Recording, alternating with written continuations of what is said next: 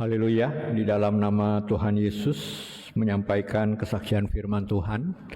Dan pada malam hari ini firman Tuhan saya bawakan dengan judul Mengapakah kamu tidak takut mengatai hambaku Musa? Ya. Mengapakah kamu tidak takut mengatai hambaku Musa? Ya. Sebelumnya saya mohon maaf, judul firman Tuhan ini pernah saya bawakan di hari Sabat, hari Sabtu, ya.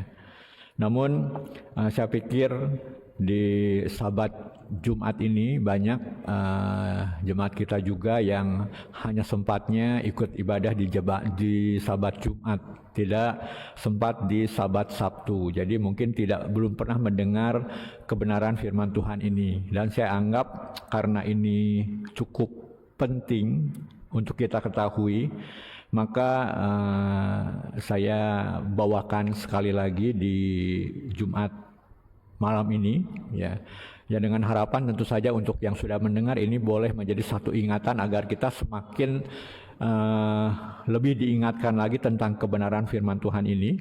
Dan untuk yang baru mendengar ini mungkin boleh menjadi berkat, ya, untuk menjadi suatu pengetahuan buat kita semua. Baik, firman Tuhan, judul firman Tuhan diambil dari kitab Bilangan pasal yang ke-12 ayat yang ke-8 bagian bawah. Saya akan bacakan kitab Bilangan pasal 12 ayat 8 bagian bawah. Di sini dikatakan, mengapakah kamu tidak takut mengatai hambaku Musa? Ya. Perkataan ini adalah perkataan Tuhan yang menegur kepada Miriam dan Harun, karena mereka, Miriam dan Harun ini ngata-ngatai Musa. Ya. Baik, untuk lebih jelasnya kita akan melihat dari ayat yang pertama. Judul perikopnya adalah pemberontakan Miriam dan Harun. Ayat 1 di sini dikatakan, Bilangan pasal 12 ayat 1, Miriam serta Harun mengatai Musa berkenaan dengan perempuan Kus yang diambilnya, sebab memang ia telah mengambil seorang perempuan Kus. Ayat ini kenapa saya bawakan pada malam hari ini? Karena seringkali disalahartikan. Ya, saya pribadi mungkin dulu sama, seringkali menyalahartikan akan ayat ini, sehingga seringkali ketika khotbah tentang perlunya suami istri itu untuk selalu hidup berdampingan, untuk selalu hidup bersama-sama, ya, dan supaya mereka bisa bertahan, ya. Seringkali para pengkhotbah kemudian mengambil ayat ini, tuh seperti Musa, ya. Akhirnya orang sekali bermusa pun bisa mengambil perempuan Kus menjadi istrinya. Nah, jadi seakan-akan si pengkhotbah ini menyalahkan Musa, yang mengatakan bahwa Musa selingkuh, Musa nggak tahan, akhirnya dia ngambil lagi perempuan lain, perempuan Kus, ya, untuk diambil menjadi istrinya. Jadi suami istri itu harus selalu dekat, jangan berjauhan, ya. Sekali bermusa pun akhirnya seperti itu. Nah, jadi kita seringkali menerjemahkan ayat ini seperti itu. Namun pada malam hari ini, ya, kita akan melihat apakah benar maksud daripada ayat ini seperti itu, ya. Dan kita tidak boleh salah untuk mengartikan firman Tuhan ini.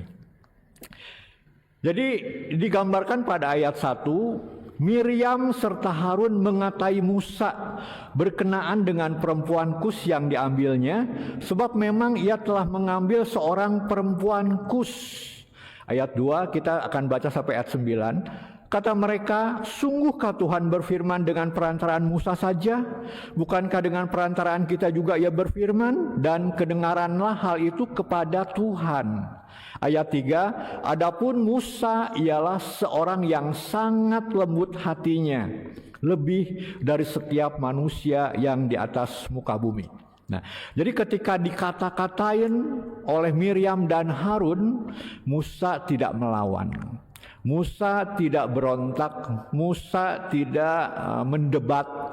Dia diam saja. Sebab kenapa? Ya, dikatakan Musa ini seorang yang sangat lembut hatinya. Ya, dia nggak mau cari ribut lah dengan saudara, ya dengan kakak-kakak. Ya, udahlah, diam aja. Ya, dia tidak melawan, dia tidak berontak. Musa diam, dikata-katain oleh kakak-kakaknya ini. Nah, Musa diam, namun kita lihat ayat yang keempat. Lalu berfirmanlah Tuhan dengan tiba-tiba kepada Musa, Harun, dan Miriam. Keluarlah kamu bertiga ke kemah pertemuan. Maka keluarlah mereka bertiga. Sama Tuhan diriungkeun. Ayo keluar ke kemah pertemuan. Ayat 5, lalu turunlah Tuhan dalam tiang awan dan berdiri di pintu kemah itu, lalu memanggil Harun dan Miriam. Maka tampillah mereka keduanya. Jadi Tuhan panggil Harun, Miriam, keluar. Ya. Ayat 6, lalu Tuhan mau bicara apa kepada Harun dan Miriam. Lalu berfirmanlah ia, dengarlah firmanku. Jika di antara kamu ada seorang nabi, maka aku Tuhan menyatakan diriku kepadanya dalam penglihatan. Aku berbicara dengan dia dalam mimpi. Ya, Tuhan mengatakan nih, ya, kamu tahu ya, kalau di antara kamu ada nabi, maka apa yang nabi itu dapat ataupun apa yang Tuhan perbuat, ya Tuhan akan menyatakan dirinya kepada nabi itu berbicara ya lewat penglihatan ataupun lewat mimpi. Ya. Tapi ayat 7, bukan demikian hambaku Musa, seorang yang setia dalam segenap rumahku. Nah, kalau Musa ini tidak sama seperti nabi-nabi kata Tuhan. Dia orang yang setia dalam segenap rumahku. Jadi Tuhan mengatakan Musa itu beda dengan nabi. Ya, dia seorang yang sangat setia sekali. Dan kemudian ayat 8, berhadap-hadapan aku berbicara dengan dia terus terang, bukan dengan teka-teki, dan ia memandang rupa Tuhan. Ya. Jadi Tuhan mengatakan hati-hati ya, Musa itu bukan ya sama seperti nabi-nabi pada umumnya. Dia itu spesial. Aku dengan Musa berhadapan-hadapan muka. Dengan nabi-nabi yang lain menyatakan diri lewat mimpi, lewat penglihatan, tapi dengan Musa tidak seperti itu. Tidak lewat mimpi, tidak lewat penglihatan, tapi berhadapan muka. Aku berhadap-hadapan ya dengan Musa untuk berkata-kata. Ya. Sehingga ya jadi maksudnya Tuhan mengingatkan, ya, kenapa kamu menganggap remeh Musa? Musa itu spesial, Musa itu luar biasa sekali. Sehingga Tuhan mengatakan, mengapakah kamu tidak takut mengatai hambaku Musa? Ya. Ayat 9, sebab itu bangkitlah murka Tuhan terhadap mereka, lalu pergilah ia. Tuhan marah kepada Miriam dan Harun yang telah berani mengata-ngatai Musa. Yang di hadapan Tuhan, Musa itu seorang yang luar biasa, seorang yang istimewa, seorang yang sangat spesial. Akhirnya kita tahu Miriam terkena kutuk, dia terkena kusta. Ya gara-gara mengata-ngatai Musa ini. Nah, dari perikop ini kita lihat satu hal jelas. Tuhan sangat membela Musa dalam perkara ini. Ketika Miriam dan Harun mengata-ngatai Musa tentang perempuan Kus ini, ya tentang karena Musa berkenan dengan perempuan Kus yang diambilnya sebagai istrinya, seorang istrinya, dan Tuhan membelanya. Ya, ataupun dalam kata lain, Tuhan tidak melihat kesalahan daripada Musa. Tuhan ya kalau di mata Tuhan ini adalah suatu kehilapan, suatu kesalahan, suatu kekeliruan, pasti Tuhan tidak akan bela Musa. Namun karena di mata Tuhan, apa salahnya Musa? Dan Tuhan bela itu mati-matian ya di hadapan Miriam dan Harun, dan akhirnya Tuhan hukum Miriam dengan sakit kusta. Nah, jadi di sini kita lihat ya kalau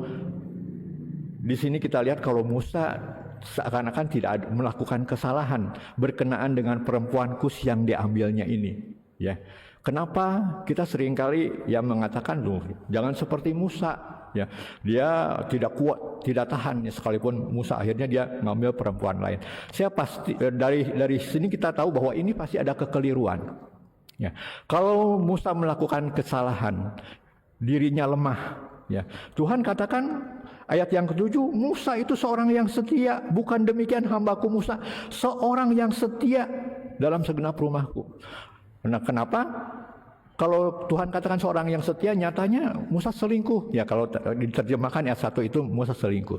Nah, jadi di sini kita lihat pasti ada hal yang sebenarnya kita kurang paham ketika kita mengatakan Musa ini akhirnya mengambil perempuan lain selain istrinya gara-gara dia tidak tahan. Ya, pasti ini ada kekeliruan. Nah, baik. Untuk lebih memahami jelas akan perkara ini, ya, kita akan melihat beberapa referensi daripada firman Tuhan. Ya, jadi beberapa waktu lalu Pendeta Dede pernah mengatakan ketika kita membaca kitab Bilangan, sekalipun kitab Bilangan ini ditulis setelah kitab Imamat, jadi Kejadian, Keluaran, Imamat, baru Bilangan. Ya, bukan berarti kisah daripada kitab Bilangan ini adalah setelah kejadian di kitab Keluaran, tidak seperti itu. Namun banyak hal yang kejadiannya sama, ataupun Musa menulis peristiwa yang terjadi di kitab Keluaran dan dicatat di kitab Bilangan. Justru seharusnya ketika kita membaca kitab Bilangan, kita harus menyandingkannya dengan kitab Keluaran supaya itu seperti pasal yang saling mengisi, saling melengkapi. Akhirnya kita mendapatkan suatu gambaran utuh. Kenapa hal itu bisa terjadi? Nah, saya ambil contoh. Di Keluaran pasal yang ke-16 itu bercerita tentang mana dan juga burung puyuh, ya. Nah, jadi judul perikopnya Keluaran pasal 16 tentang mana Sabat, ya, digambarkan bagaimana pada waktu itu Tuhan menurunkan mana dan bangsa Israel pada waktu itu ya pertama kali melihat, oh ini apa, ya, ini apa yang turun dari langit, ya, akhirnya kan itu namanya mana, ya. Kemudian selain mana, ya, di Keluaran pasal yang ke-16 pada ayat yang ke-13 Tuhan juga di sana karena sungut-sungut bangsa Israel yang meminta daging, maka dikatakan Tuhan pun menurunkan daging, yaitu berupa burung puyuh, ya, di ayat 13. Pada waktu petang datanglah berduyun-duyun burung puyuh yang menutupi perkemahan itu, dan pada waktu pagi terletaklah embun sekeliling perkemahan itu, dan embun itu mana dan juga burung puyuh, ya. Nah, jadi di sini kita lihat Keluaran pasal 16 menceritakan turunnya mana dan Tuhan memberi makan daging kepada bangsa Israel dengan cara burung puyuh. Nah, ternyata ini paralel dengan Bilangan pasal yang ke-11. Tadi kita baca Bilangan pasal 12. Nah, sekarang kita lihat Bilangan pasal yang 11 sebelumnya, ya. Jadi sebelum peristiwa di pasal 12. Nah, di Bilangan pasal 11 ini bercerita tentang turunnya mana dan juga burung puyuh, ya. Kita lihat pada ayat yang ke-7 sampai 9. Bilangan pasal 11 ayat 7 sampai 9. Adapun mana itu seperti ketumbar dan kelihatannya seperti damar bedolah. Bangsa itu berlari kian kemari untuk memungutnya, lalu menggilingnya dengan batu kilangan atau menumbuknya dalam lumpang. Mereka memasaknya dalam periuk dan membuatnya menjadi roti bundar, rasanya seperti rasa penganan yang digoreng. Dan apabila embun turun di tempat perkemahan pada waktu malam, maka turunlah juga mana di situ. Nah, jadi di sini digambarkan di Bilangan pasal 11 kisah turunnya mana. Itu sama dengan Keluaran pasal 16 kisah tentang turunnya mana. Nah, jadi ini paralel, kita tahu paralel, ya. Jadi ini saling melengkapi. Dan kemudian tadi dikatakan turun burung puyuh. Nah, kalau di Bilangan pasal 11 di sini bahkan diceritakan ketika burung puyuh itu turun, maka mereka dikatakan seperti kemasukan roh rakus ya. Mereka menggigit burung puyuh itu mentah-mentah, makan daging puyuh itu mentah-mentah ya. Nah, di Keluaran tidak dikisahkan, tidak diceritakan, namun di Bilangan ini justru digambarkan tentang kisah ini, yaitu kisah Kibrot Ta'awa ini. Ya, kita masih lihat di Bilangan 11 pada ayat yang ke-31. Di sini dikatakan Bilangan 11:31. Judul perikopnya burung puyuh ayat 31. Lalu bertiuplah angin yang dari Tuhan asalnya, dibawanyalah burung-burung puyuh dari sebelah laut dan dihamburkannya ke atas tempat perkemahan dan di sekelilingnya kira-kira sehari perjalanan jauhnya ke segala penjuru dan kira-kira 2 hasta tingginya dari atas muka bumi. Nah, jadi ini kisah burung puyuh diturunkan, dan nanti kita lihat mereka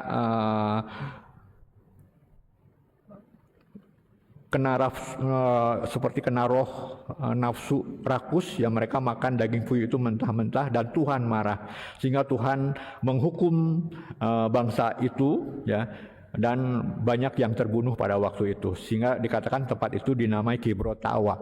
Nah, Kibrot Ta'awa ini di kitab Keluaran nggak ada kisah Kibrot Ta'awa, namun di kitab Bilangan pasal 11 ini ada kisahnya. Nah, jadi ini saling melengkapi ya, jadi paralel ya. Jadi ada yang diceritakan di kitab Keluaran, tidak diceritakan di kitab Bilangan. Ada yang diceritakan di kitab Bilangan, tidak diceritakan di kitab Keluaran. Jadi ini saling melengkapi. Nah, jadi kita harus mengerti akan konteks daripada firman Tuhan ini. Nah, kemudian di Bilangan pasal 11 ayat 35 ya, dari kisah Kibrot Ta'awa burung puyuh, di sini dikatakan dari Kibrot Ta'awa berangkatlah bangsa itu ke Haserot dan mereka tinggal di situ. Nah, jadi setelah kisah Kibrot Ta'awa maka bangsa Israel berangkat ke Haserot. Nah, dan tinggal di sana. Dan tinggal di Haserot di kitab Keluaran tidak digambarkan. Tidak ada nama Haserot di kitab Keluaran ya. Namun tempat itu ada, lokasi itu ada, namun tidak dikatakan sebagai Haserot. Nah, jadi ini saling melengkapi ya.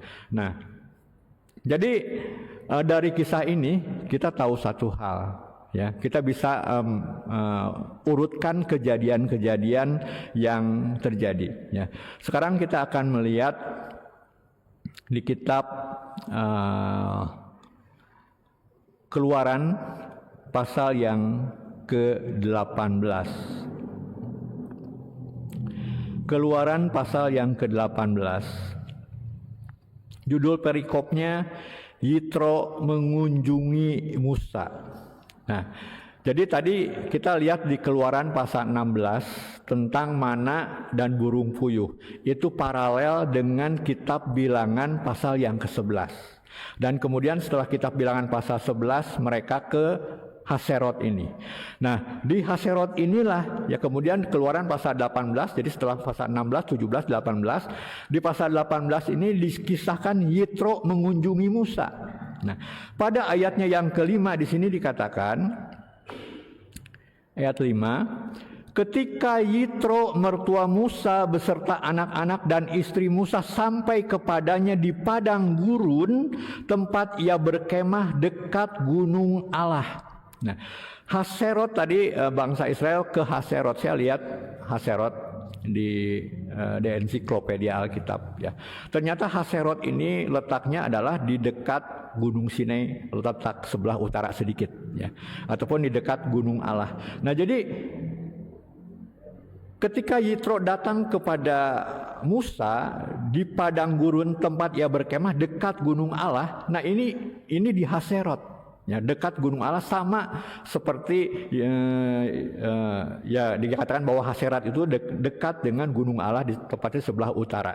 Nah, jadi Yitro itu datang ke Haserot, ya, datang menemui Musa, dan di sini dikatakan Yitro tidak datang sendiri, ya, mertua Musa ini. Yitro datang beserta anak-anak dan istri Musa. Nah, jadi Yitro bawa istri Musa, Zipora nih, bawa Zipora nih, anak-anak kamu udah lama kamu tinggalkan ya. Wah, saya pikir Musa pasti suka, Musa pasti senang ya dengan kerinduan yang udah lama tidak ketemu istri dan anak-anaknya. Musa pasti senang, Musa pasti bahagia sekali. Nah, jadi ini sebelum masuk di bilangan pasal yang ke-12. Nah, jadi Yitro datang mengunjungi Musa dengan membawa istri dan anak-anaknya.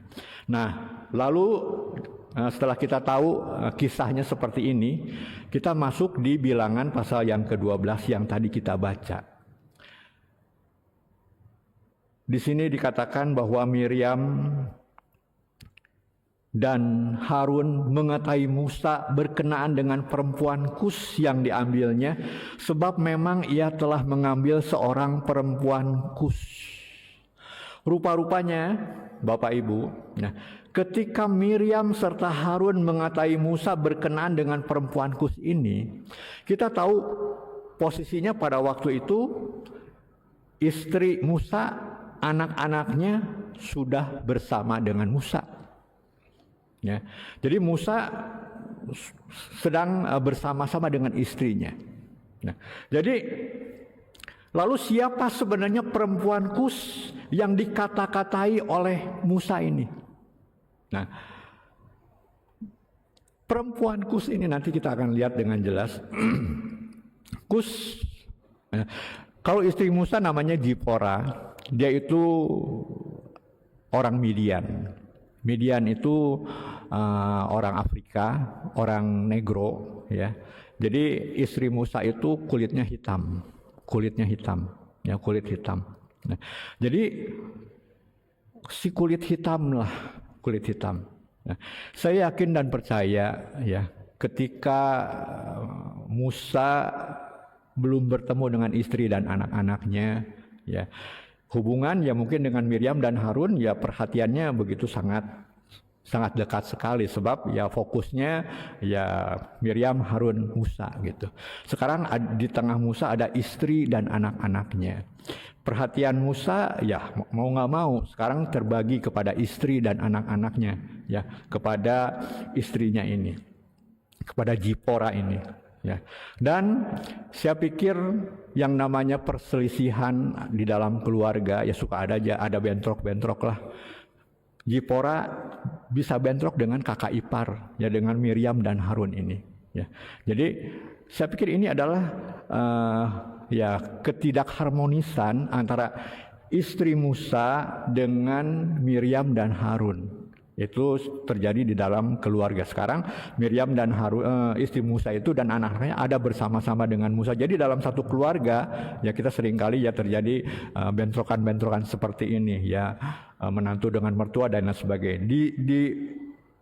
Di bilangan pasal 12 ini menggambarkan adalah ketidakharmonisan antara Zipora dengan Miriam dan Harun.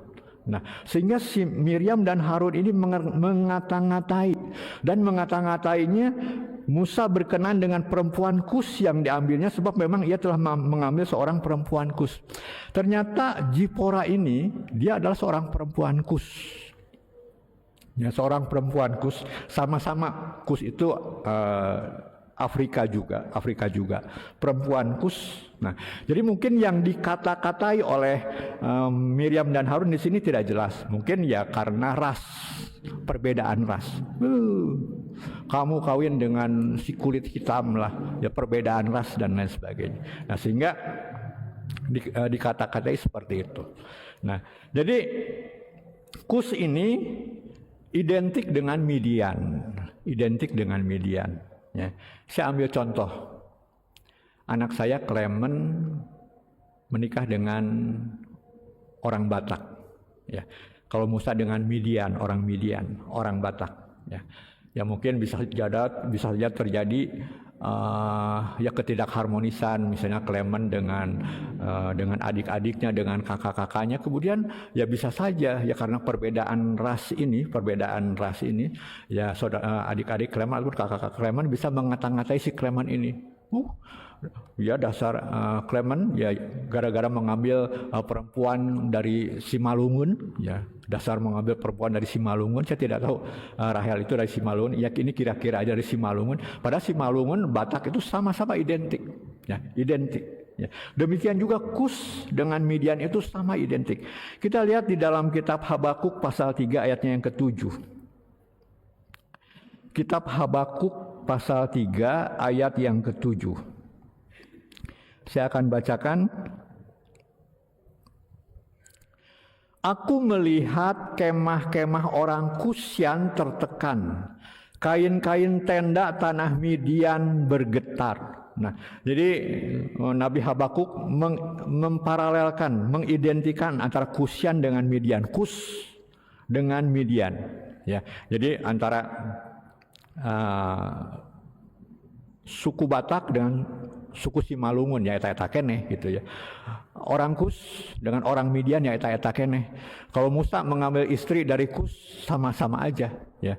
Misalnya Pasugi mengambil istri dari orang Jawa. Ya, kemudian ya kalau terjadi misalnya gara-gara Pasugi mengambil perempuan dari Salatiga ya. Jadi orang Jawa kok sekarang dari Salatiga ya eta keneh ya. Jadi ini juga sama antara Kus dengan Midian itu juga. Nah, jadi ketika kita balik lagi di Bilangan pasal 12 ayat pertama, ketika Miriam serta Harun mengatai Musa berkenaan dengan perempuan Kus yang diambilnya, jadi bukan berarti Musa ngambil lagi istri lain, ngambil lagi perempuan lain, tidak seperti itu. Nah, sehingga di sini kita lihat kenapa Tuhan membela Musa, karena memang tidak ada kesalahan daripada seorang Musa. Ya, tidak ada kelemahan daripada seorang Musa. Dan Tuhan mengatakan di ayat yang ke-7, Musa itu seorang yang setia di hadapanku. Dia begitu setia. Setia kepada Allah, mana mungkin dia tidak setia kepada istrinya. Ya. Kalau dia setia kepada Allah, dia juga akan setia kepada istrinya. Jadi tidak mungkin dia selingkuh. Dan kalau dikatakan Musa itu begitu lemah, ya sampai ya tidak bisa menahan hawa nafsunya, itu suatu hal yang tidak mungkin. Kita tahu, ya Musa begitu sangat dihormati oleh Tuhan. Ya sehingga ketika dikata-katai Tuhan langsung turun tangan. Ya Musa padahal dia seorang yang lemah lembut, dia tidak mau cari ribut.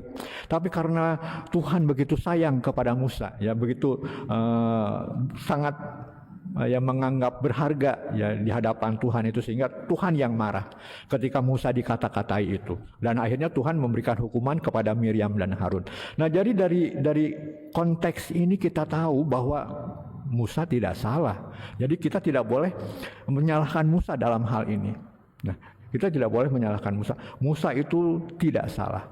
Dan kalau Musa mengambil Zipora juga dia seorang yang bagus, dia seorang yang baik, dia seorang yang mengerti akan iman daripada bangsa Israel. Kita ingat suatu kali Tuhan akan membunuh Musa di perjalanan, ya.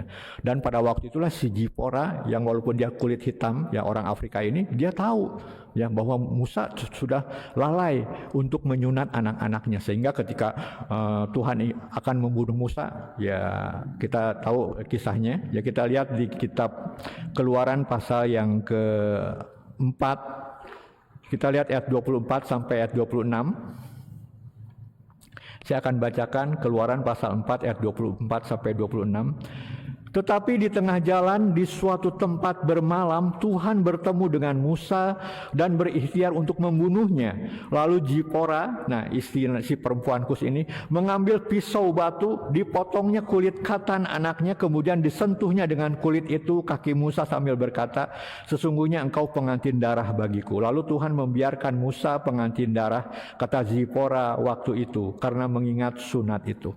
Nah, jadi di sini kita lihat Zipora dia paham tentang perjanjian antara Allah dengan bangsa Israel, dengan Abraham, tentang perjanjian sunat ini. Dan ketika Musa suaminya itu lalai, dia tahu ya, sekalipun dia orang negro ya, orang kulit hitam, tapi dia tahu untuk melakukan hal yang harus diperbuatnya. Nah, jadi di sini kita lihat bagi Tuhan nggak masalah ya Musa mengambil istri dari ras lain, ya dari suku negro, ya dari orang kulit hitam. Bagi Tuhan itu nggak masalah. Orang Midian, orang Kus nggak masalah. Ya. Nah, namun bagi Miriam dan Harun justru itu jadi masalah. Ya. Jadi seakan-akan gara-gara kamu ngambil orang dari kulit hitam, ya jadi mengata-ngatai gara-gara seakan-akan ngambil dari kulit hitam ini. Dan akhirnya kita tahu Tuhan pun menghukum daripada Miriam ini dengan penyakit kusta. Ya, seolah-olah kamu ngomong mengata-ngatai masalah kulit, ya, ras. Ya, akhirnya Tuhan hukum dengan penyakit kulit juga. Seakan-akan seperti itu. Nah, jadi dari kisah ini kita tahu satu hal, ya. Kalau kita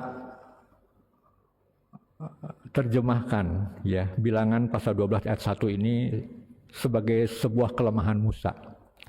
Gara-gara Musa jauh daripada istrinya, tidak tahan bertarak, akhirnya Musa mengambil perempuan lain. Seakan-akan Musa itu begitu rendah, ya, tidak bisa menahan hawa nafsu. Ya, padahal dia berpuasa 40 hari 40 malam sama seperti Tuhan Yesus. Ya, dia bisa menahan untuk hawa nafsu, seakan-akan direndahkan seperti itu.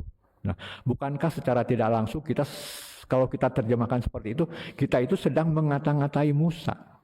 Bahkan mengata-ngatai Musa dengan hal yang sangat buruk sekali. Ya, Tuhan marah ketika Miriam dan Harun mengata-ngatai Musa.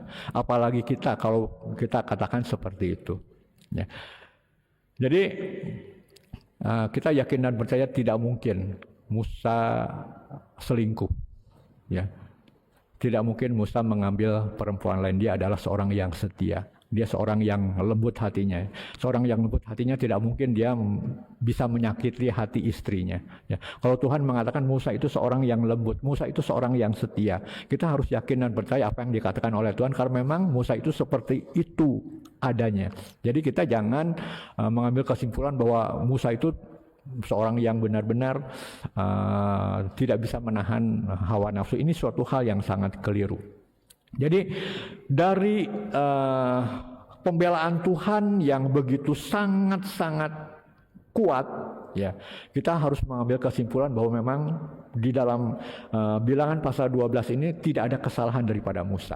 Musa dibela oleh Tuhan dengan penuh, ya, dan kemudian Miriam yang mengata-ngatai dan Harun juga dihukum oleh Tuhan, ya, dimarahi oleh Tuhan, dan untuk Miriam dihukum dengan sakit kusta. Nah, jadi di sini kita tahu bahwa di Bilangan pasal 12 itu tidak ada kelalaian, tidak ada kesalahan daripada Musa. Nah, dan kalau kita terjemahkan itu sebagai kelemahan atau kelalaian, kita tahu efek negatifnya ini sangat bahaya sekali. Mungkin banyak orang akan berkesimpulan dan akan berpikir, iya ya, kalau Musa saja yang sudah berhadapan muka dengan Tuhan, ya, yang begitu sangat dipercaya oleh Tuhan, seorang nabi yang luar biasa, sampai mati pun Tuhan yang menguburkan, tangan Tuhan sendiri yang menguburkan. Tidak ada orang yang seperti Musa. Nah, orang yang sehebat seperti Musa aja bisa tergoda dengan wanita, ya, sehingga dia berpikir, ya apalagi aku atuh. Jadi seakan-akan wajarlah kalau aku misalnya sekarang tergoda oleh ada wanita lain, yang jatuh hati kepada wanita lain. Bukankah Musa yang hebat juga seperti itu? Nah, ini bahayanya bisa seperti itu, ya. Jadi kita tidak boleh menerjemahkan itu sebagai kelemahan daripada Musa, sebagai kelalaian daripada Musa yang tidak bisa menahan diri. Sama sekali tidak seperti itu. Di pasal yang sama Tuhan katakan Musa itu seorang yang setia. Musa itu seorang yang lemah lembut. Dia marah ketika Miriam dan Harun mengata-ngatai Musa, ya. Kamu berani mengata-ngatai Musa. Dan kalau pada hari ini, ya, para hamba Tuhan yang mungkin awalnya tidak paham dan kemudian mengambil Bilangan pasal 12 ayat 1 itu dan menerjemahkan seperti itu, ya, seperti Musa yang mengambil perempuan lain, ya, mungkin kita sudah menjadi orang yang mengata-ngatai Musa. Kalau kita menjadi orang yang mengata-ngatai Musa, mungkin judul firman Tuhan akan menegur kita, mengapakah kamu tidak takut mengatai hambaku Musa? Tuhan akan marah kepada kita, ya. Jadi kita bukannya Ya pada hari ini bukannya kita menjunjung tinggi Musa sampai seperti apa, tidak. Kalau Tuhan menghormati Musa, kita juga harus menaruh hormat kepada Musa, ya, karena kita adalah anak-anaknya. Tuhan sangat menghargai Musa, Tuhan sangat melindungi Musa, menjunjung tinggi Musa. Jadi kita pun ya harus berhati-hati, jangan sampai kita juga menjadi orang yang mengata-ngatai Musa, karena Tuhan akan marah kepada kita. Ya amin. Ya firman Tuhan sampai di sini.